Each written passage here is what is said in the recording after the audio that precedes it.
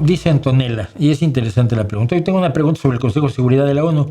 ¿Es factible y deseable un cambio para que los gobiernos impresentables de los 5 miembros permanentes puedan vetar lo que no les gusta? Pues no lo sé. Mira, el problema es un problema de origen. La ONU se crea a la sombra de la Segunda Guerra Mundial y a la sombra del fracaso de la Liga de las Naciones. Y quienes fundan la ONU son los aliados y China, que son los miembros permanentes, creo que son esos nada más, ¿no?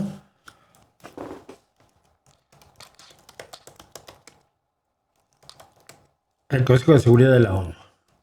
Los miembros permanentes son Estados Unidos, Francia, Rusia y el Reino Unido, los aliados de la Segunda Guerra Mundial y China, por su enorme poder y por su enorme trascendencia y también por su sufrimiento con la invasión japonesa. Entonces, estos miembros tienen el poder de veto. ¿Por qué lo tienen? Porque se lo dieron en el momento de fundarlo.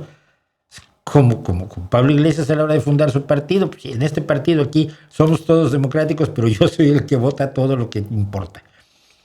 Entonces se dieron ese poder para no caer en una democratización tal que llevara al desastre que fue la Liga de las Naciones. Podría hacerse, tendría que haber una enorme voluntad por parte de la Asamblea General de las Naciones Unidas, que en este momento está enormemente desunida, para quitarle el derecho de veto a los cinco fundadores de la ONU, ¿no? Es un asunto complejo y es un asunto que siempre, cuando todos están de acuerdo en algo que sea favorable a la democracia, a la paz, etcétera, etcétera, pues no te parece tan mal, ¿no?